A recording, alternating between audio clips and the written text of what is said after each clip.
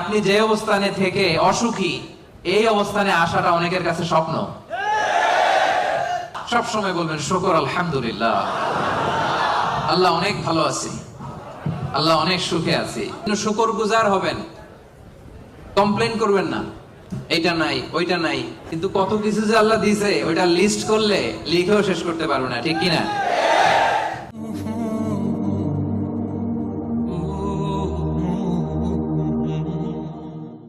শুকরিয়া করলেই লাভ, ঠিক কিনা?